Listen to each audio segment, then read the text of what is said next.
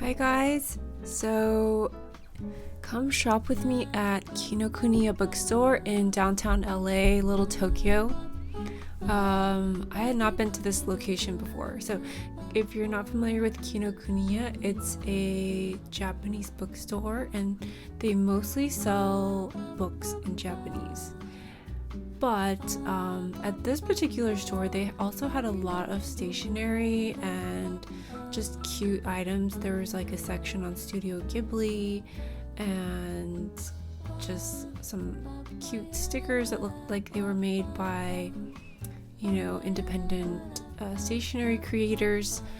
I used to live in Japan and I always liked going to the bookstore to look at the craft books. I mean, I liked going to the bookstore in the US too when Barnes & Noble and Borders used to be really big. Now everyone just buys things online. And I actually rediscovered the library, so I prefer to get my books from the library because they're free. But I really like Japanese craft books. I think that they're really inspiring and I collect them. So I think I have a video on that if you guys want to check it out. But at this particular location, there were so many Studio Ghibli puzzles, as you can see here.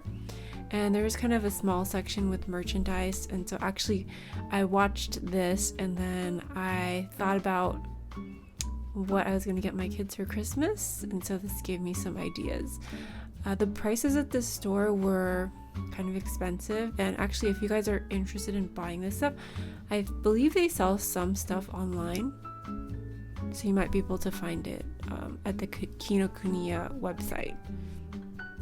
But yeah, kind of pricey, although in Japan it's also kind of pricey. The only thing is in the US and like outside of Japan, it feels like the price is basically double for everything, so it's extra expensive. But in a way that can be good because then you just end up spending less money and accumulating less junk. So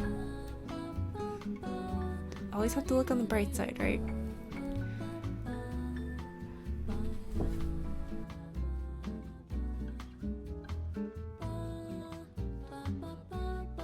So in Southern California, there's another Kinokuniya location in Torrance in the Mitsuo Marketplace, and that Kinokuniya location is more of a gift shop, stationery shop, and less of a bookstore. I don't think they have very many books at all. But this one is pretty heavy on the books, even though what I'm showing you here is like mostly stationery. Oh, so these are my favorite little eraser picker uppers. These are these little cars, and if you run them across your desk, they'll sweep up any eraser shavings. Super cute. I think those would make a really good gift. So every time I come to some place like this, I get like kind of overwhelmed.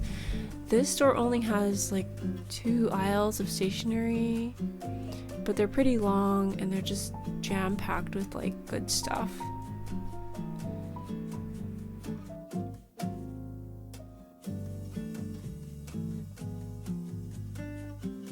And with some of this stationery, you can't even tell how cool it is until you buy it and start using it.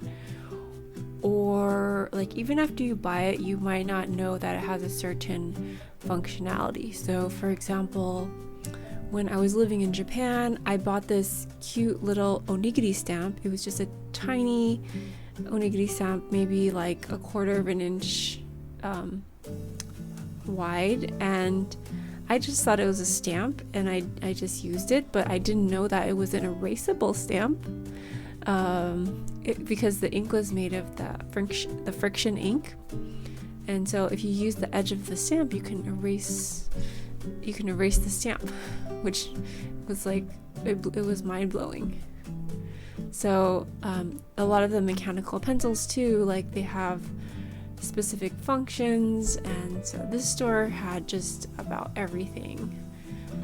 So if you're looking for like a particular item, like this is a great place to come. I always like to go to the pen section and just test out the different pens, but I think they should just have like certain pens out that are testers, and then the rest of them, like, they should be kept new, because when you buy a pen that's in one of those cases, you don't really know if it's been used. But one thing that I always look for is, like, I look for the little red ball of wax on the tip of the pen, and that tells me that nobody has tested it out.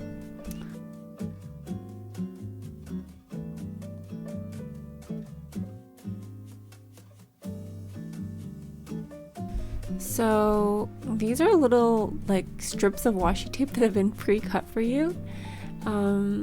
These are the kind of things where I always have to tread cautiously, because everything is so cute.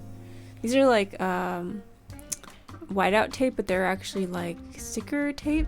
So it works like whiteout tape, but instead of whiting something out, it leaves a really cute pattern. But these are areas where, everything is so cute, but then you pick it up and then you look at the price tag and then die a little bit inside, especially if you've lived in Japan before, because you know that it costs less there. So recently I was listening to the Ezra Klein show, the podcast, and normally he talks about a lot of political stuff, but one of his recent guests was this woman who did a study on reading and deep reading, and so that kind of piqued my interest, and so I listened to it. And she was basically saying, and I've heard this before, that people don't really do deep reading anymore. We look at our phones and we're always skimming, because there's a massive amount of information out there, and we're constantly being bombarded with information, and so we just don't have the time to investigate all this stuff and read about it at a deep level, like if you were reading the newspaper or something like that. We just skim the surface, and maybe we don't absorb information as much as we would if we were doing like deep reading and really thinking about things. And so, I don't know if you guys have ever had this experience where you read a book and you really experience what the characters are experiencing, and it's actually better than watching a movie, because you feel like you're there and you sort of lose yourself in the book. And that's like, it's one of the joys of reading, and like that's a place where you get to when you're doing deep reading. And actually I feel like I do this a lot at work because I have to, but it takes a lot of effort. I have to like shut down my email so that I'm not getting notifications, turn off the app that I use for my phone, and just like focus on what I'm doing, because when you get that email and you read it, it breaks your concentration, and it takes like 20 minutes or something like that to get back to where you once were. So like emails and calls can be really distracting.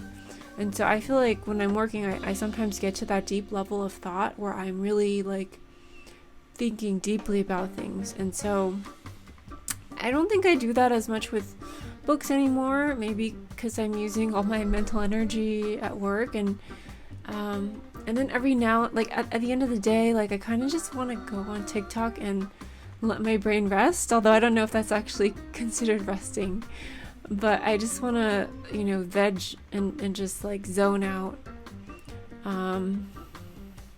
Anyway, so this person was saying that deep reading is actually a natural thing for humans to do, because our survival instinct is to skim and be alert, and so it's not natural for us to get to that level of concentration. So if you don't do it, you're not training your brain to do it, and it's really hard to do if you're not used to it. But then the more you read and the more you train your brain to focus, the easier it is, and then you can get to that level, that Zen level. But on the other hand, the more you train your brain to skim, the harder it will be to get back into deep reading. And so anyway, I noticed that I was skimming the books that I was reading lately on Kindle, So like, I mean, I actually read my Kindle on my phone because my Kindle is really old, and so you know, you get those notifications and it could be distracting. So I don't know, for whatever reason I was skimming a lot of the books that I was reading, and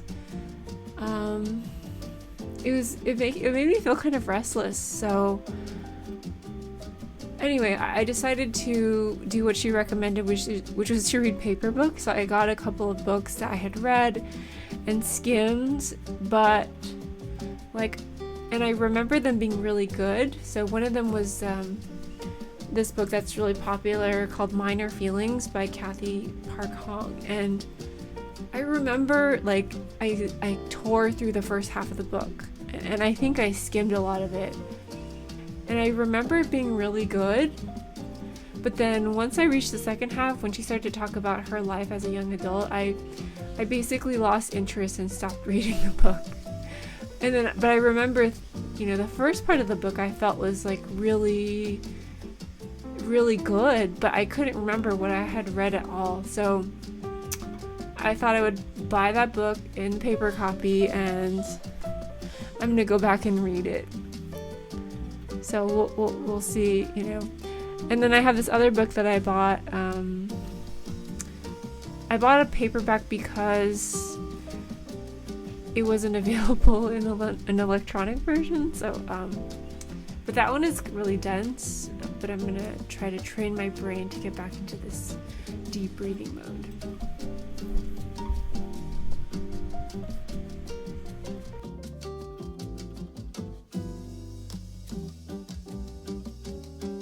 Anyway, I'm interested to hear what you guys think about this topic.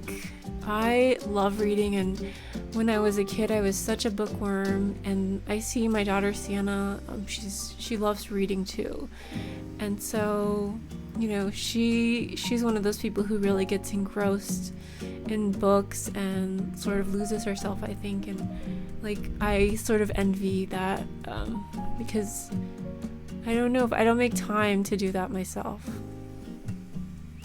So here's the section I found on like the cute books at the Kinokuniya Bookstore. These are, I think these are like guides to Sumiko Kurashi, and I wish I could read them. I think they'd be really interesting. And then these are the kind of books that I always look for, which are the craft books. And there's like some drawing books. So sometimes you just kind of have to go around the bookstore and like look at what's on the shelves. If you can't read the spines, it could be kind of hard to find the right section. But then once you find it, you know, if you're like me and you like crafts and DIY, you'll probably find a lot of good stuff.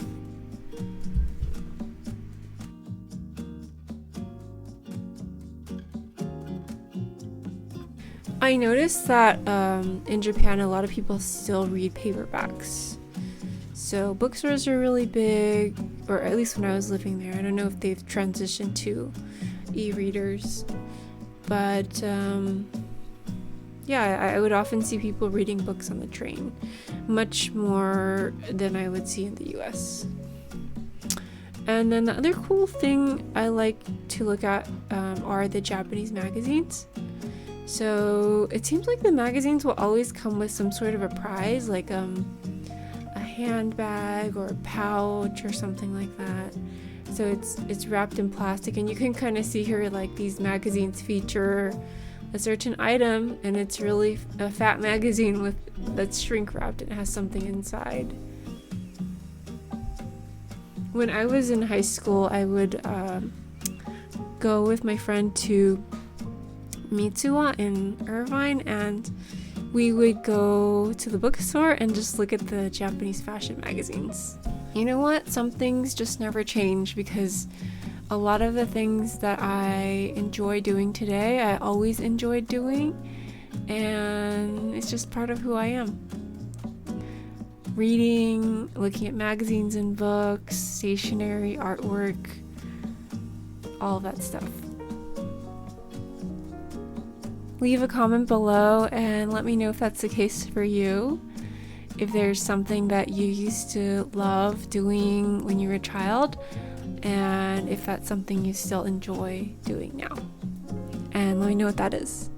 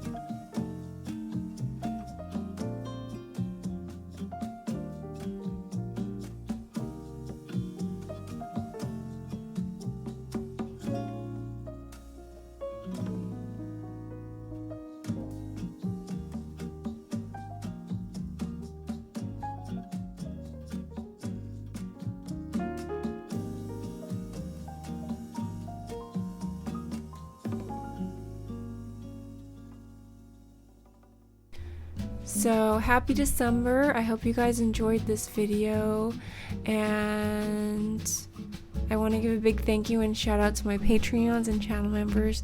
Thank you guys for continuing to support me even though I haven't been posting videos that consistently. I really appreciate it, and I'll talk to you next time. Bye.